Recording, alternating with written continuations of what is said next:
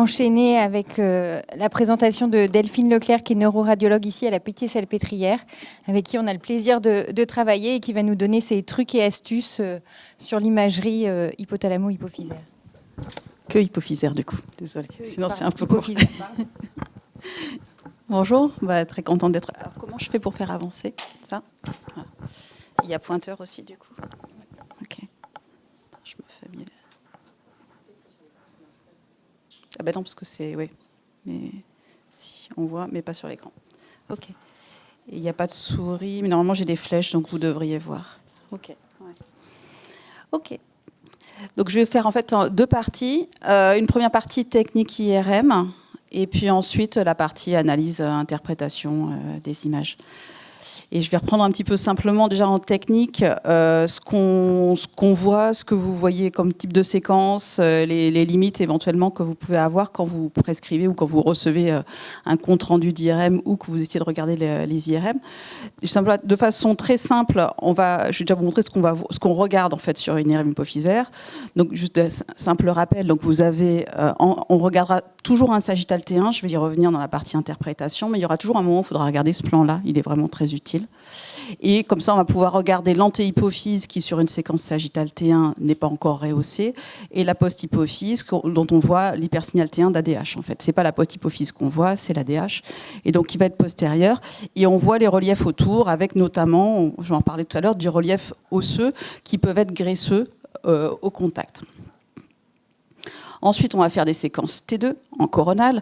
Cette séquence T2 en coronale, elle va nous permettre de regarder un peu la nature de la lésion. Je ne sais pas si vous vous rappelez, sur le T2, en fait, le LCR est blanc, est en hypersignal. Et donc, on va pouvoir voir si la lésion est plus ou moins liquidienne, plus ou moins tissulaire. Donc là, vous avez deux types d'adénomes. Un qui est kystique, que vous voyez bien hétérogène en hypersignal T2, et un qu'on devine un peu hypo, là, ou alors iso, qui sera plus tissulaire. Sur les séquences T2, on voit aussi les voies visuelles. Là, c'est le chiasma. Les adénomes, quand ils sont gros, peuvent aussi comprimer les nerfs optiques. Ça, on parle toujours du chiasma, mais ça peut être des fois plus antérieur. Mais en tout cas, on va regarder le chiasma sur cette séquence-là pour son signal et parce qu'on le voit mieux que au sein du LCR qui est en hypersignal que sur les séquences T1. Et ensuite, on va faire des séquences T1 sans et avec injection la plupart du temps, parce que ce qu'on va rechercher en général, ce sont des adénomes, et que du coup, le parenchyme hypophysaire va se rehausser. Il n'y a pas de BHE, contrairement au cerveau. Et l'adénome va se rehausser, mais moins. Il va se rehausser moins que le parenchyme hypophysaire et moins vite. Alors quand il est complètement kystique, il ne se rehausse pas du tout, mais en tout cas, voilà, on aura du coup un différentiel entre la glande qui se rehausse, de même que les sinus caverneux qui sont sur les côtés, avec un produit de contraste qui part d'abord de la tige, souvent c'est plus intense, et puis ensuite ça descend en gradient sur la glande. Alors, 2D ou 3D, en fait, on peut faire les IRM hypophysaires en 2D ou en 3D. Forcément, en théorie, en 3D, c'est mieux. On a une information en 3D, on est sur un tout petit volume. Donc, pour comparer, on est plus à l'aise. Ça va être plus facile de suivre les patients parce qu'en fait, quand on fait des coupes, on va faire des coupes de 2-3 mm sur l'hypophyse. Vous voyez, l'hypophyse, elle va pouvoir faire peut-être 3 coupes en sagittal et ça va moyenner l'information qu'on a dans chaque coupe. Donc ce qui fait que par exemple là c'est le même patient, pour peu qu'on ait mis les coupes un peu à cheval, on va beaucoup moins bien voir les anomalies et puis on n'aura pas la même reproductibilité parce que la fois d'après ce sera 0,5 mm décalé et donc pour faire les tailles on est beaucoup moins bon en 2D. Maintenant, pour pouvoir faire une 3D, il faut une machine qui les supporte. Moi, les premières 3D que j'ai vues arriver, c'était en 3D, mais on ne voyait rien. Donc, il vaut mieux voir quelque chose en 2D que de rien voir en 3D. Donc, ça dépend de la machine qui est faite. Et en tout cas, quand on a une imagerie en 2D, il faut toujours faire 2 plans pour vérifier ce qu'on a, parce que c'est une des limites qu'on verra. Il faut être sûr qu'on n'est pas sur des artefacts, et comme ça, on vérifie bien où on est. Donc, si on fait du 2D, on fait un plan coronal, en général axial, mais on fait au moins 2 plans injectés pour être bien sûr que l'image existe. Et en 3D, vous voyez, un des gros avantages, c'est qu'on peut arriver quand le patient ne bouge pas. Voilà, on arrive à avoir des images vraiment superbes. Ici, c'est un patient qui a été opéré pour un adénome corticotrope. récidive de Cushing. Et en fait, donc là, on a la petite image en hyporehaussée, mais surtout, maintenant, on arrive même à voir la cicatrice opératoire avec la boule qui repasse sur le côté. On voit qu'il en restait et que ça a récidivé à partir de la cicatrice, des images qu'on ne pouvait même pas espérer voir en 2D. Les dynamiques, si vous avez plus de temps, si vous avez fait des IRM en ville, vous allez beaucoup avoir des dynamiques parce que c'est les premières séquences qui ont été développées par les hypophyses et que les radiologues, qui n'ont pas forcément l'habitude, hypophyse égale dynamique. Et en fait, c'est une plaie pour nous, quand on les relie après, parce que en fait, le principe des dynamiques, c'est que l'adénome va se rehausser moins et moins vite. Et donc, quand on fait une séquence injectée, qui fait 2-3 minutes, on regarde le différentiel d'injection. Sur les dynamiques, on essaie d'avoir quelque chose en plus, qui est que ça se rehausse moins, mais ça se rehausse moins vite. Et donc, c'est ce différentiel temporel qu'on veut essayer de voir. Et donc, on fait plein de phases qui font 15-20 secondes, et on essaye de voir sa différence de rehaussement. En pratique, du coup, on a une vingtaine d'acquisitions moches de 15 secondes, qui sont extrêmement bruitées. Et on essaye de voir si l'artefact qu'on a là, il existe bien sur toutes les phases, alors qu'en fait, si on fait la séquence injectée finale, en général, on voit notre image. Donc, on n'a pas besoin de ça.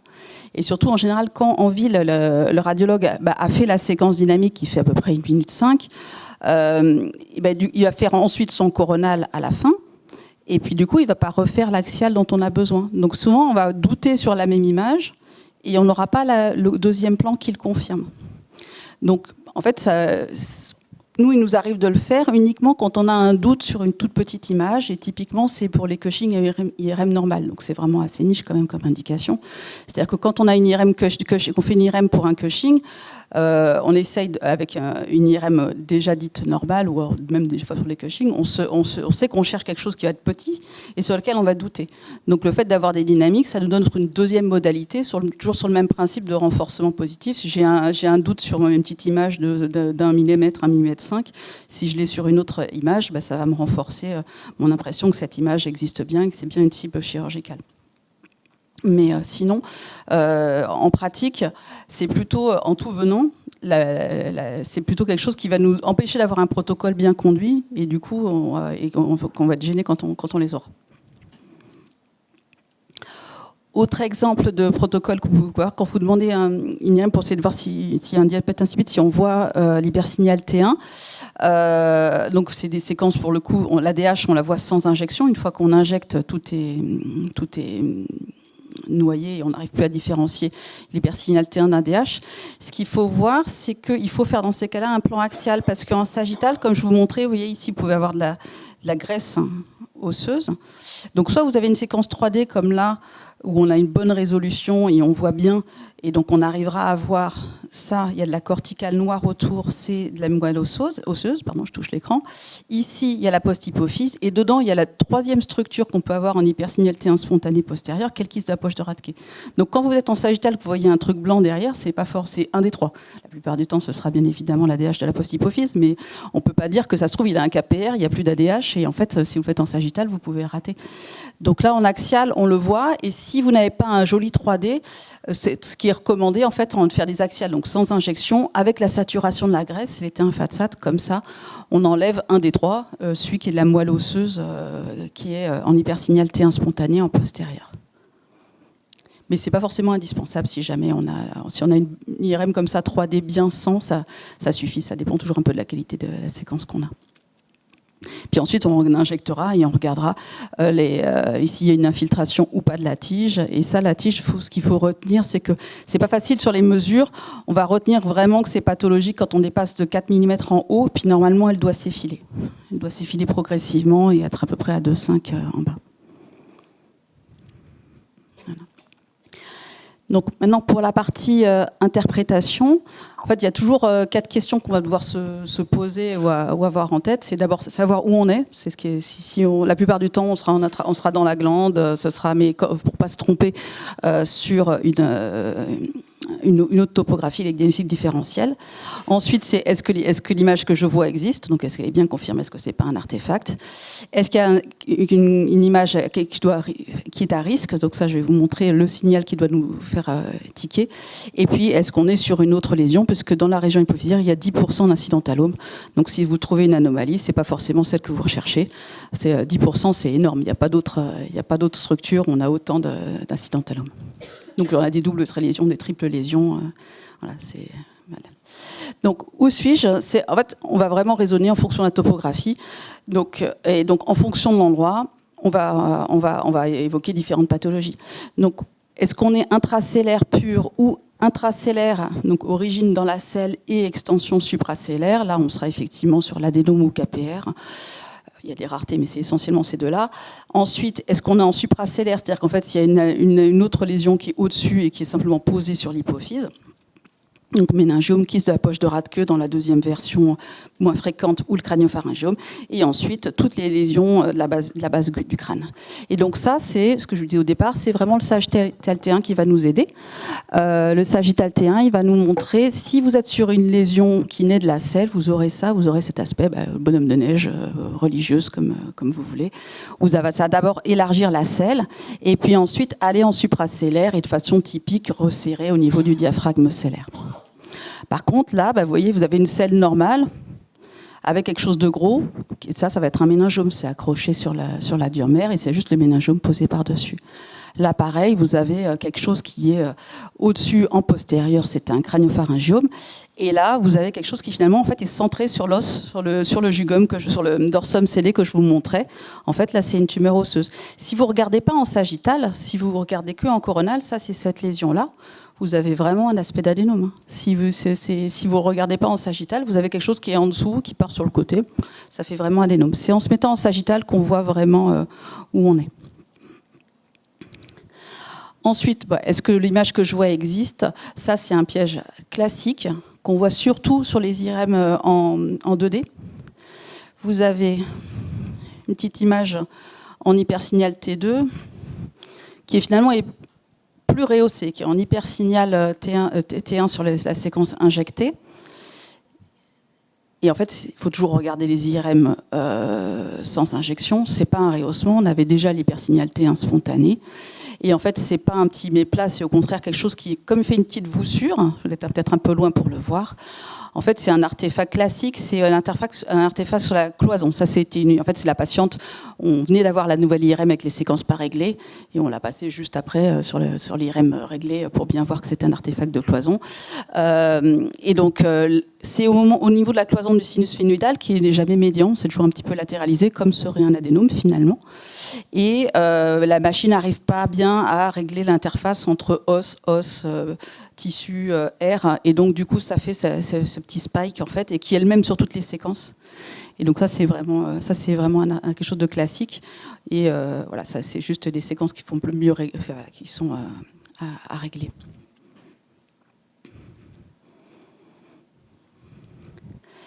Ensuite, l'autre chose à connaître sur laquelle vous étiquez, c'est la notion d'image un peu à risque visuellement. On a l'habitude, nous, en imagerie, de tiquer sur tout ce qui va flasher, ce qui va être en hypersignal T2, hypersignal T1 après injection. Et en fait, en neuroradio, il faut apprendre à avoir un espèce de signal d'alerte quand on voit quelque chose qui est complètement noir, notamment en T2.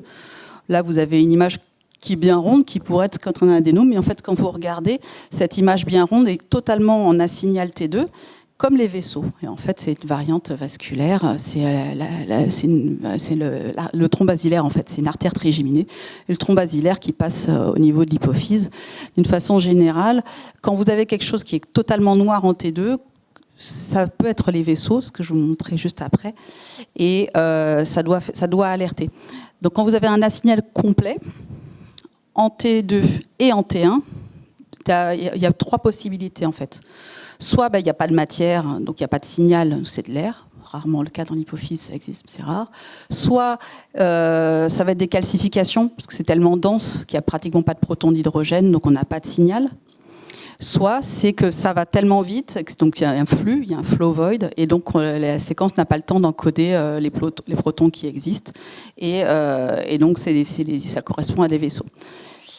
Ça peut arriver d'avoir un signal très très noir, notamment dans l'hypophyse, typiquement quand on a des protéines, quand on a du sang, un adénome qui a saigné ou un kyste de la poche de Rathke, mais dans ce cas-là, le T1 est inversé, le T1 en général est hyper. Donc quand vous avez quelque chose qui est complètement noir, et surtout si c'est tubulé, regardez si c'est la même chose en T1 et voir si c'est des vaisseaux ou pas. Ça, ce sont deux exemples. Ici, vous avez donc les images. Là, tac, tac, tac, les 3 petits trucs qui finalement, ça c'est la séquence qu'on voit sur les vaisseaux. Donc c'était une métastase avec des vaisseaux visibles dedans. Là, c'est complètement noir. Au scanner, on voit que c'est des calcifs. Et là, c'était de l'air. Donc ça peut être utile. Et des fois, voilà, on fait la complémentarité quand on n'est pas vraiment sur des adénomes ou sur la base du crâne, complémentarité au scanner, parce que justement sur les microcalcifications, que ce soit pour les crânio-pharyngiomes ou des tumeurs de la base du crâne, on est beaucoup mieux au scanner que sur l'IRM, parce que justement, on ne voit pas bien les protons de calcification. Ensuite, est-ce qu'il y a une autre lésion? Je vous dis, c'est 10% d'incidentalome, donc c'est très fréquent. Donc, il ne faut pas s'arrêter à la première lésion en disant j'en ai trouvé une. Il faut regarder s'il n'y en a pas une deuxième. OK. Donc, maintenant pour la sémio radiologique. Quand vous êtes dans la partie lésion purement intracellaire, la lésion, vous devez connaître la sémiologie, c'est le microadénome. Le microadénome, il est antéhypophysaire, il est peu rehaussé et il est bas situé en général, et il va, de façon assez volontaire, donner un petit effet de masse. Il va abaisser le plancher. Vous voyez ici, c'est sans injection finalement. D'accord, vous êtes loin, etc. Mais il est tout petit, vous allez voir, après Gado, on le devine. Il crée déjà un petit effet de masse, une petite voussure. Après Gado, c'est quand même plus simple. Mais voilà, il y a un petit méplat qui correspond à l'adénome. Il va être donc bas situé, latéral, il ne sera pas médian. Et il peut être complètement kystique, mais ce qui va pouvoir nous aider pour faire le diagnostic, c'est quand il est hétérogène avec des septa, comme ça.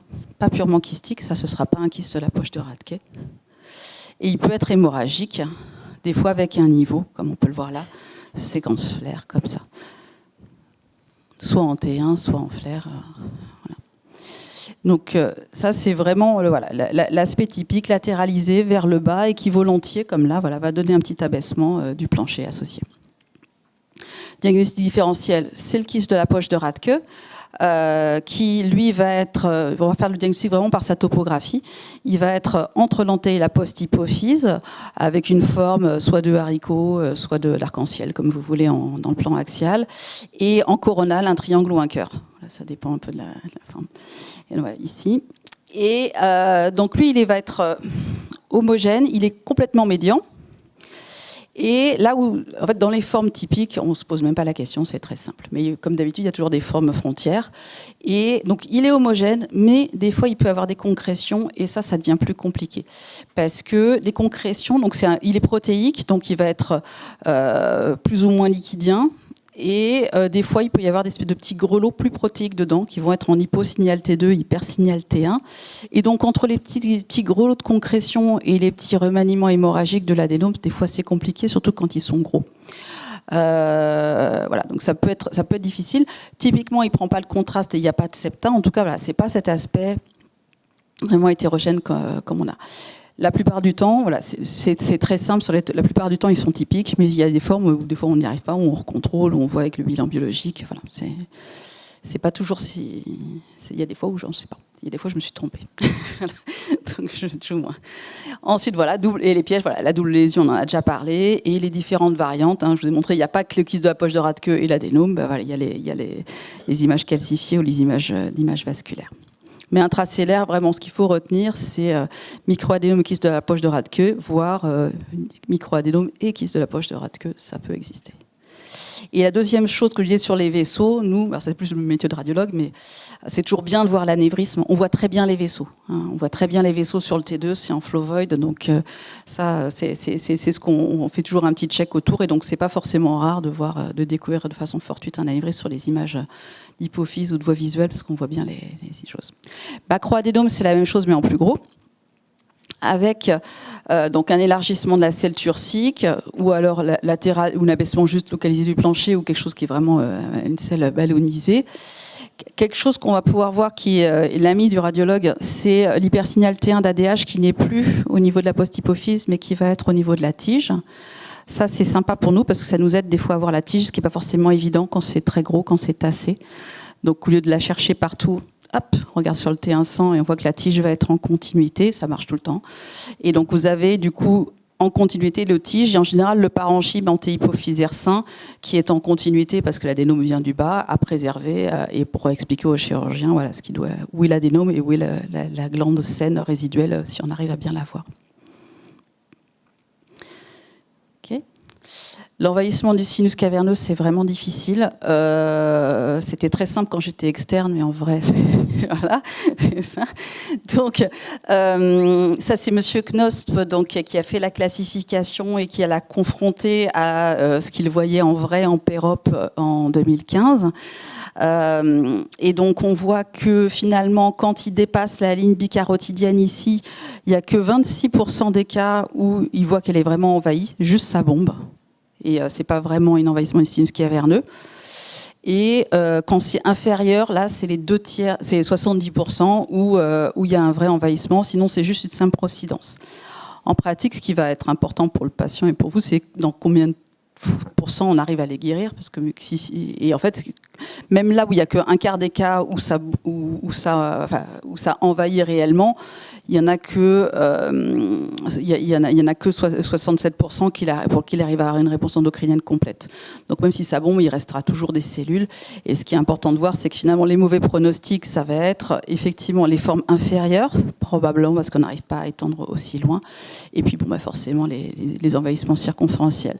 Mais c'est vrai que dans ces situations-là, on est toujours un petit peu limite parce on dit oui, ça a l'air de juste bomber, mais c'est pas pour autant que le chirurgien arrivera à tout enlever et à guérir sur le plan endocrinologique. Je vais vous montrer des fois des extensions, parce que des fois, des adénomes, c'est pas juste des petites choses. Des fois, ça va très loin. Donc, on peut avoir des envahissements du massif facial, ça c'est pas fréquent. Mais sinon, on peut avoir des adénomes qui vont vraiment très bas, qui font toute la base du crâne. Donc, des patients qui nous sont adressés, pour tumeurs de la base du crâne, ça, d'emblée, c'est bien de penser à un prolactinome. Les deux qui ont cette propension à être vraiment vers le bas, ça va être donc la prolactine et les GH aussi. On peut avoir des extensions très inférieures. Ce qui va rassurer si on fait un scanner de complément comme ça a été là, c'est que c'est pas comme une grosse tumeur qui éclate tout. Vous voyez, la corticale, elle est bien respectée. Donc ça, c'est un aspect qu'on a sur des tumeurs qui vont lentement. Ça respecte relativement les corticales. Et puis des fois, il y a des extensions intracrâniennes par le sinus caverneux ou par la gaine du 3.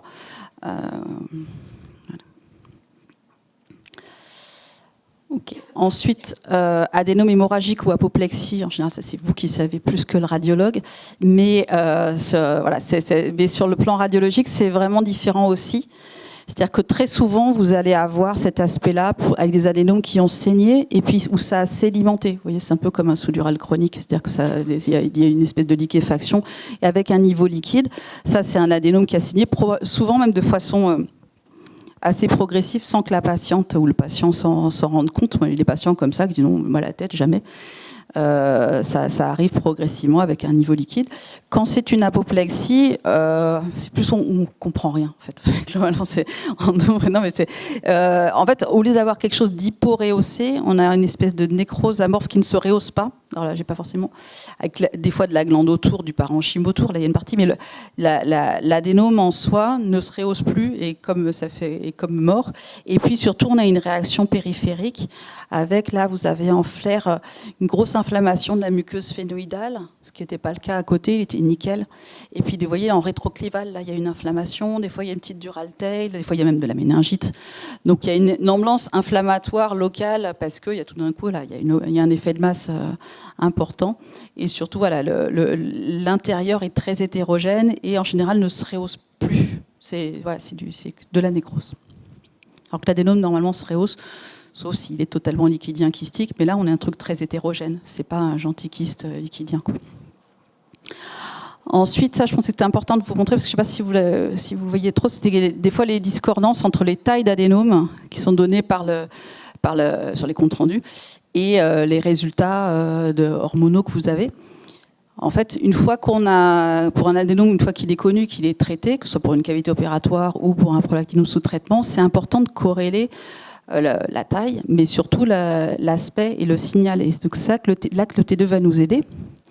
Ici, vous aviez 500 de prolactine, vous voyez, c'est la même taille, hein. Pourtant 112 c'est pareil, sauf que là on avait quelque chose de tissulaire, et là c'est devenu complètement liquidien. Donc là ça produit, et là c'est liquide, du coup il y a une efficacité, mais finalement c'est pas sur la taille, c'est sur le T2. Alors il y en a où ça disparaît complètement, hein, mais il y en a où on va voir au contraire là, quelque chose qui se liquéfie, et ça explique la discordance des fois qu'on a entre la taille des images et le taux. À peu près la même chose. Là, vous avez une belle diminution, avec une diminution en taille qui est quand même pas tant que ça par rapport au taux. Et en fait, c'est parce que la lésion devient toute noire en T2, elle devient toute fibreuse. Et un peu plus tard, c'est pareil, c'est que ça diminue encore plus, mais finalement, il y a eu une efficacité sur l'aspect de la lésion qui devient soit liquidienne, soit fibreuse. Traitement chirurgical, alors ça très souvent même mes collègues ou mes internes se trompent. En fait, des fois les gens oublient qu'il y a une glande, donc ils parlent de 2 reliquats, ou alors ils parlent de reliquats alors qu'il n'y a plus que la glande. On a vu ça en RC il n'y a pas très longtemps avec le médecin, il faut absolument vous enlever ça. Non, c'est la glande. Et donc là, vous avez un côté la glande qui se rehausse plus avec la tige, et de l'autre côté la récidive. Et en fait, l'adénome était comme ça. Vous aviez un adénome avec une toute petite collerette qui descendait en bas dans le sinus caverneux, là où on a dit que c'était difficile de tout avoir, et puis ça a récidivé de par là. Donc voilà, c'est bien d'avoir les antériorités et d'essayer de penser où est la glande, où est l'adénome, parce qu'au bout d'un moment on oublie qu'il y a une glande, mais en fait il y a les deux. Ensuite, là c'était un patient qui était suivi, ou une, je ne sais plus, avec adénome plurihormonal, caïmitose élevée, envahissement du remer, donc tous les signes on peut attendre de récidive. Deux IRM à 2 dates différentes, et sur le T1 GADO, il n'y a pas de grosse différence. Initialement, cet adénome était comme ça, en bas, hyporehaussé, et puis très en hyposignal T2, ce qui n'est pas habituel. Là, c'est l'IRM post-op immédiate.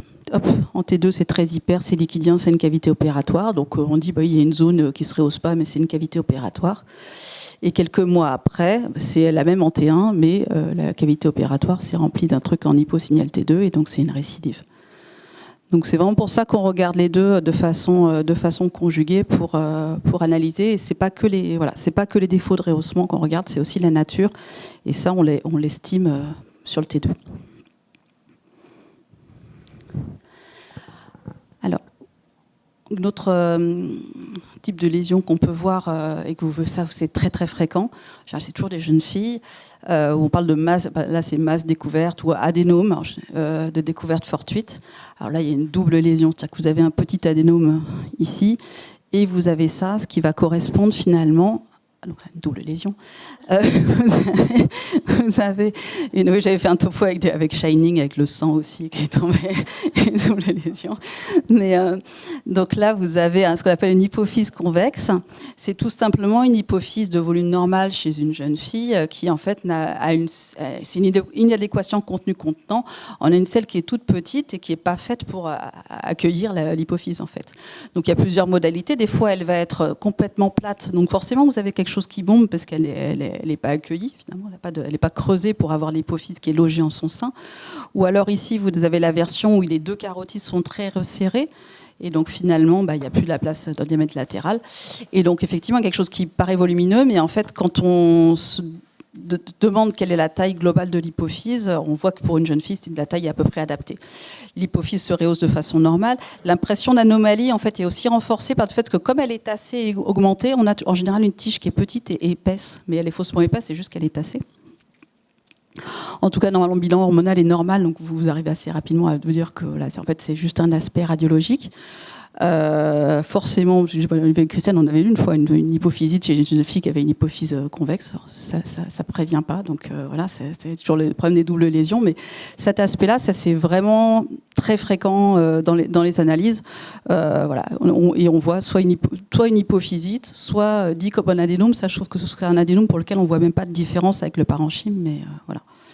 Donc ça, c'est vraiment, voilà, l'hypophyse convexe, c'est vraiment très fréquent. Essayez de vous demander quelle est la taille à peu près de l'hypophyse et si on voit vraiment une lésion par rapport.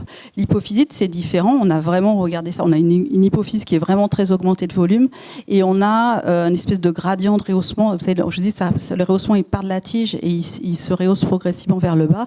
C'est un des monts Fujichan de la neuroradio. Il y en a 4 ou 5. Enfin, donc, effectivement, on a le rehaussement qui reste un petit peu tassé parce qu'il reste là du fait qu'il y a une inflammation hypophysaire. L'hypophyse a un signal un peu anormé. Elle est inflammée, elle est en hypersignal T2, mais c'est surtout qu'elle est quand même très augmentée de volume. Et puis il y a les perturbations hormonales. L'autre diagnostic différentiel d'adénome que vous allez avoir très souvent, en fait, parce que c'est fréquent, c'est à peu près 20% de l'ensemble des kystes de la poche de Radke. Donc il y a celui qui est intracellaire, on a vu en forme de haricot ou de cœur derrière. Et sinon, il y a 20% qui est à la partie antérieure de la tige. Et donc qui va être... c'est la même chose, c'est le même kyste, il est plus ou moins protéique, il peut avoir des concrétions, mais en général, il est à la partie antérieure de la tige, et des fois un petit peu à l'aspect d'œuf dans le coquetier. Voilà, il va être un petit peu bonbon dans l'hypophyse. Ça ne sera pas un adénome. Je vous dis, l'adénome, il est vraiment du plancher. Lui, il est médian, pareil, il est sur la tige. La seule chose qu'on doit avoir un petit peu en tête, c'est est-ce que c'est pas un crânio, parce qu'on sait qu'il y a des crânios uniloculés. Voilà, donc il faut chercher s'il n'y a pas une prise de contraste autour. Mais la plupart du temps, voilà, ce sera un capillaire supracellaire et on ne posera pas trop la question. Juste pour vous montrer une dernière image, parce que je ne sais pas où on a... Ok, mais on est très en retard, pardon, désolé. Méningiome du gum, donc c'est juste au-dessus, et pensez à la complémentarité de Gado. Hop, c'est voie visuelle. Et en conclusion, donc l'importance de la topographie, c'est le T1. Le signal des anomalies à risque, donc c'est le T2 pour les sangs et les calcifications, les vaisseaux, et pensez aux doubles lésions. Voilà. J'ai pas mon... Attends, il y aura peut-être une question. On a le temps pour une question rapide. D'abord, c'était vraiment intéressant et pédagogique. J'ai vu récemment un compte-rendu d'un adénome à prolactine qui au départ était de 1 ou 1,2 cm et qui après 2 grossesses et du Dostinex est décrit maintenant comme de 1 mm. Donc 1 mm, comment faire la différence entre le reste de l'adénome et puis un artefact? C'est la première question. Et la deuxième question, est-ce qu'on peut espérer, en continuant le Dostinex, voir disparaître ce micro-adénome? C'est le travail qu'on voulait faire un peu en suivant. C'est qu'en fait, il n'y a pas grand-chose sur le... Alors pourtant, il y en a quand même beaucoup d'adénomes suivis. On sait qu'il y a des adénomes qui vont disparaître. On sait qu'il y en a, moi j'en ai vu un ce matin, il restait un tout petit truc. On ne se dit pas que ça va grossir, mais voilà, d'être sûr, c'est compliqué. Et puis il y en a qui vont complètement se caviter et se nécroser et rester une image et où on sait que c'est que de la flotte, qu'il n'y aura plus de tissu, mais que l'image va rester. Et là, pour l'instant, il y a pas. C'est un truc qu'on va faire justement pour relire tous les adénomes. Il faut un petit peu suivre et puis des fois, voilà, c'est des questionnements qu'on a fréquemment en RCP. C'est est-ce qu'on arrête ou pas, et puis on essaye de voir ça plus votre partie. Mais nous, on n'a pas de. Tant qu'on a une image, il y a une image. Et c'est vrai que des fois, on dit ça va probablement pas repartir et on peut faire des fenêtres ou diminuer. Et 1 mm sur les images que vous avez montrées, ça fait quoi? C'est rien, 1 mm. C'est vraiment, pour le coup, 1 mm, c'est une cicatrice. Moi, j'aurais tendance à dire que 1 mm, on n'est même pas sûr qu'on le voit. Non, mais c'est vrai. Merci en tout cas, Delphine. C'était super clair, super intéressant. Merci beaucoup.